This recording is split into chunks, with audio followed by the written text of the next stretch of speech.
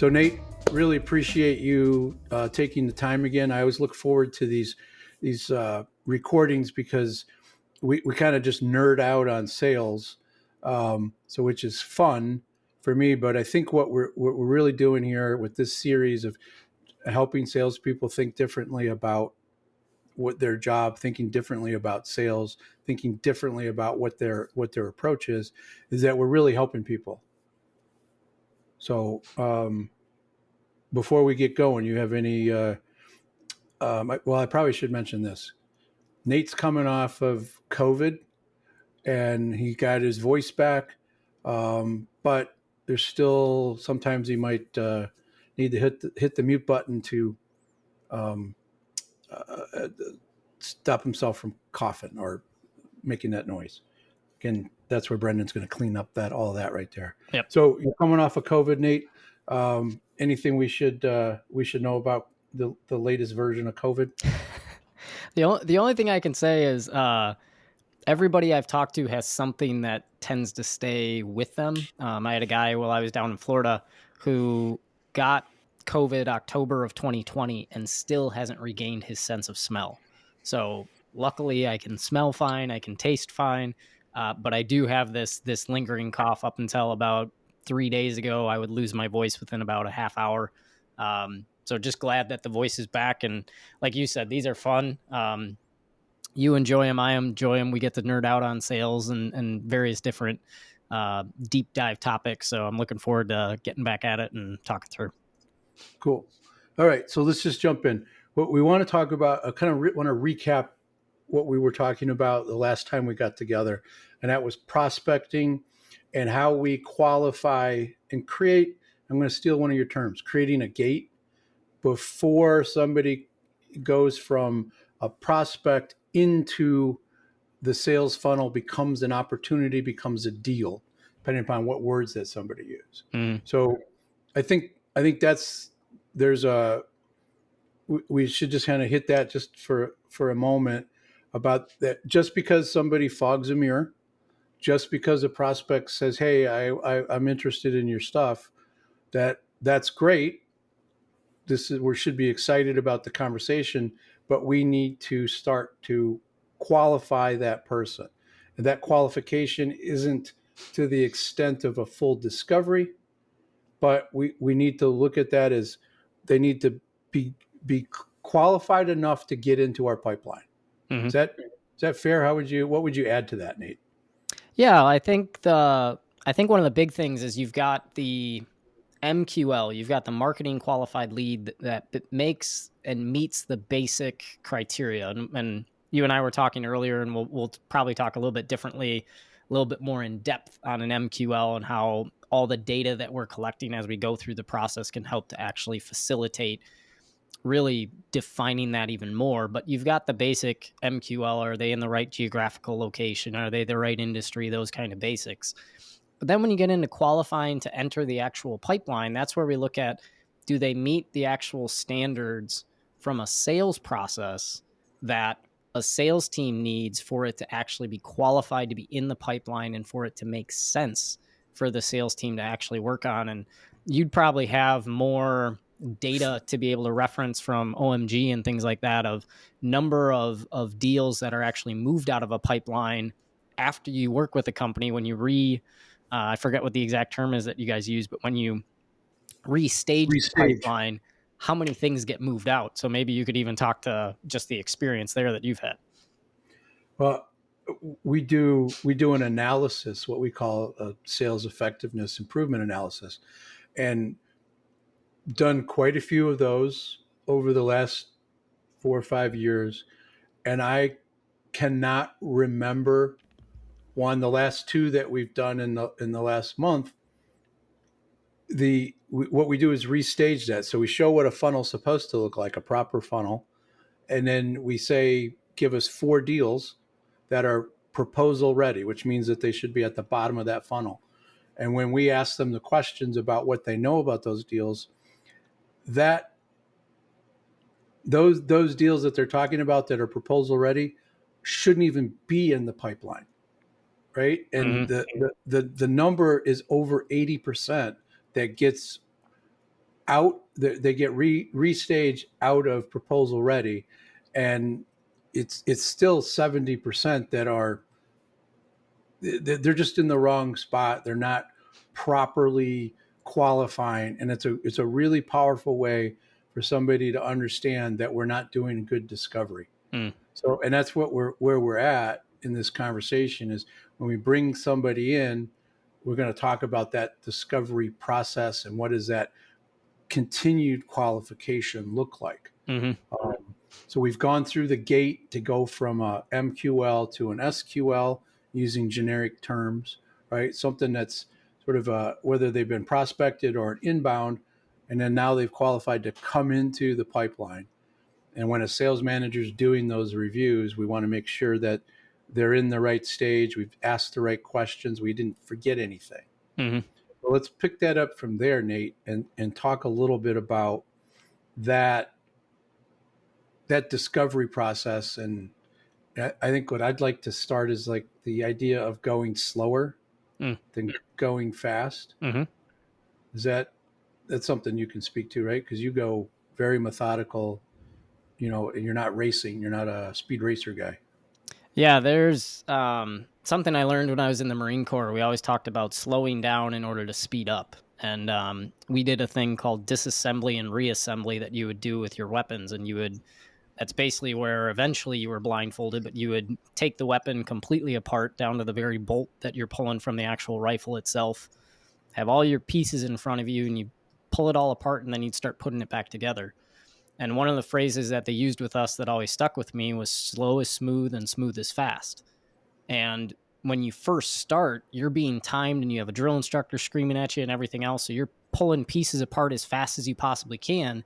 And then when you're going to put it back together, you're not smoothly sliding the pin back where it needs to be. You're, jamming around and trying to get it to get the piece to where it needs to go so it'll actually slot in there. And when you actually slowed down and just kind of methodically went about the process, you all of a sudden got to where something that was taking you 5 minutes, 3 minutes, whatever, you were doing in less than 60 seconds, less than 30 seconds. I mean, you could pull a weapon all the way apart, put it all the way back together with speed. And it looked, had you started trying to go that fast, you never would have been able to do it. But by slowing down, you were able to smooth out the actual process itself. And so I always kind of took that with me from a sales perspective to go in with the mindset of slowing down to really figure out, when you look at it from an operational sense, the cost of a sale, depending on the company and everything and how well they actually have their numbers, but the cost to make a sale is fairly high. So the more time I as a salesperson spend with the wrong customer, the wrong prospect who isn't going to close in the end, the more time, money, effort, everything I'm costing the company, and I'm costing myself, and I'm costing the customer in their time that they're wasting, when at the end, they're not going to make a move anyway. So it makes sense for me from a value perspective to help them figure out, are we the right fit for each other as soon as possible, which is what comes into the mindset side of things that you and I have talked about, of almost having more of a disqualification mindset than a qualification mindset, because I'm trying to put all the hurdles and all the barriers and all the gates, and I'm trying to help the customer recognize those when they may not even know that they exist.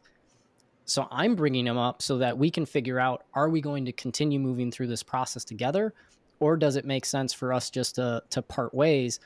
Obviously, I'll help you, you'll help me as much as you possibly can, but it's a question of, are we the right fit? And that really comes to slowing down to ask the right questions at the right time in the right order, so that you're making sure that you're helping them to make a wise decision and not just trying to force a sale.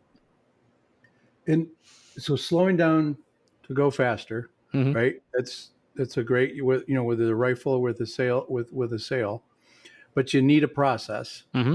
right? You had a process that you learned with your weapon to be able to, what comes apart, where you put it, and how to put it back together. Yep. So, but you learn the process. That takes some time and some effort, but you learn that. Yep. And then you come about that disqualification mentality about what we're trying to accomplish. So when we tell a prospect, we're going to ask each other some questions. We're going to try to figure out if we're the right fit for you and if you're the right fit for us. And, we want to be able to make sure we get wins for everybody. That changes the whole dynamic of the sale because it puts that prospect on notice. Like, okay, maybe he's not going to try to jam the round peg into the square hole. Maybe he's going to approach this from my perspective as well. So if we do that well and we set it up and we've told them that, and then we continue down that process without pitching, with really trying to uncover what it is that they need, why they need it, why that's important, right? And you go through the rest of that. That's the beginning of creating wins for yourself, for the prospect, and for the company, because your approach is completely different than what traditional salespeople do, where they just start pitching. Yep.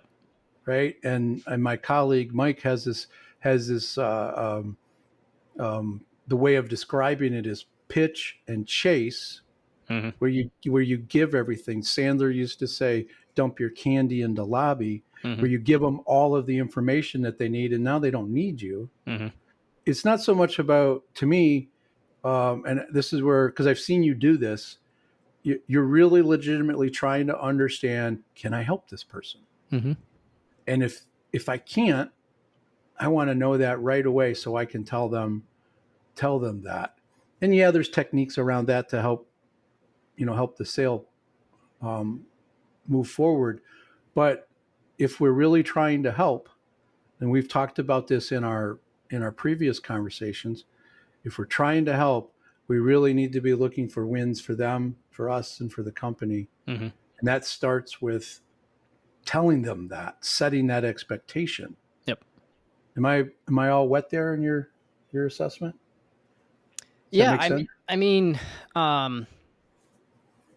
you've heard me say this on calls, and I'm not shy about saying it, but I'll say to a first time prospect that it's the first time that I'm really having an actual conversation with them, and I'll say, listen, one of my goals is to figure out if we're the right fit for each other. And if I, at some point during our conversation, determine that we're not going to be the right fit to be able to help you get the solution or the results that you're looking for, I will do my best, and I hope I'm the first one to tell you that. But the other thing I'll say is, if you recognize that before me, please do me the favor and courtesy and let me know you don't think we're the right fit, and I'll be happy to have that conversation as well. So you're giving them permission to tell you no, right? Right.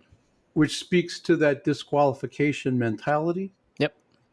It makes them relax. Like, okay, I've got somebody here that's kind of helping me figure this out without trying to pitch. And what's funny is what I say to somebody. It's like, look, I love Membrane.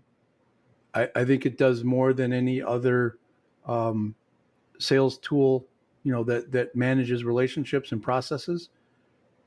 But Nate does a better job of figuring out whether it's a good fit for you. So that's my precursor. I don't tell him anything other than I love it. It makes my job easier, but that's not the criteria that you need to look at. He's going to help you see if it's a fit or not. And trust me, if he doesn't think it is, he's going to tell you. So be ready. So, that's my tee up, and I just get out of the way. Yep.